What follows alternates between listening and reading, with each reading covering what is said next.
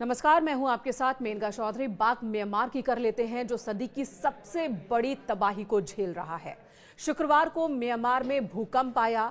भूकंप के बाद कई आफ्टर शॉक भी आए और उसकी वजह से म्यांमार में हर तरफ तबाही ही तबाही देखने को मिल रही है। और इसी बीच जो आंकड़े सामने आए हैं मृतकों को लेकर, सरकारी आंकड़ों की बात करें तो 1644 लोगों की अभी तक मौत हुई है, 3400 लोग जख्मी हैं, हजारों लोग लापता हैं। इन सब के बीच जो सबसे ज्यादा चिंता वाली बात है कि यूएस जियोलॉजिकल सर्विस की रिपोर्ट के मुताबिक उनका जो रिसर्च कह रहा है कि म्यांमार में 10,000 से ज्यादा लोगों की मौत हुई है। जब आंकड़े पूरी तरह से साफ होंगे तो मौतों का आंकड़ा है वो हर तरफ मातम फैला देने वाला होगा। इस वक्त म्यांमार की स्थिति की बात की जाए तो एक तरफ शव हैं जिनके अंतिम संस्कार की प्रक्रियाएं चल रही हैं, दूसरी तरफ अस्पतालों में घायलों की संख्या बढ़ती जा रही है और तीसरी तरफ संसाधनों की कमी से जूझ रहा है म्यांमार। और इतनी ज्यादा कमी है, इतनी ज्यादा परेशानी है कि मलबे के अंदर लोग दबे हैं, उन्हें निकाला नहीं जा पा रहा है। और जैसे जैसे वक्त बीत रहा है, जो लोग मलबे में दबे हैं उनके बचे रहने की संभावनाएं कम हो रही हैं। और जाहिर सी बात है, ये बहुत ही भयावह स्थिति है।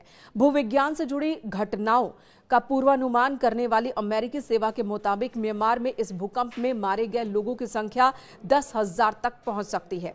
एजेंसी ये भी कह रही है कि म्यांमार को अपनी जीडीपी से भी ज्यादा नुकसान इस वक्त झेलना पड़ सकता है। यानी कि म्यांमार में जितनी जीडीपी बीते वर्ष म्यांमार सरकार ने रखी थी, जो आंकड़ा था, उससे ज्यादा का नुकसान सिर्फ एक भूकंप की वजह से म्यांमार को हो रहा है। भारत, चीन, मलेशिया, थाईलैंड जैसे तमाम देश हैं जो कि म्यांमार की मदद के लिए आगे आए हैं। भारत की अगर बात की जाए तो न सिर्फ राहत सामग्री भेजी जा रही है, अब तक 60 टन राहत सामग्री भेजी जा चुकी है म्यांमार भारत की ओर से। वहीं पर वहां पर बड़ी संख्या में हमारे सैनिक भी मौजूद हैं जो अपनी सेवा दे रहे हैं, मलबे से लोगों को निकालने के काम में जुटे हैं, अस्पतालों में लोगों को सेवा दे रहे हैं। और ऐसे 116 सदस्य हैं, बताए जा रहे हैं कि वो भारत की ओर से वहां पर मूवमेंट वाले हॉस्पिटल्स में मदद कर रहे हैं, फील्ड हॉस्पिटल में।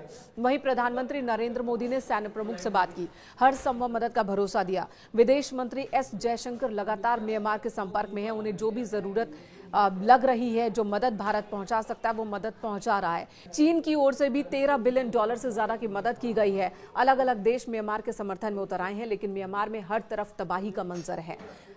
शुक्रवार को भूकंप के झटके महसूस किए जाने से पहले म्यांमार में जो माहौल था वो बिल्कुल अब विपरीत है। हालांकि इससे पहले म्यांमार में एक और टेंशन थी।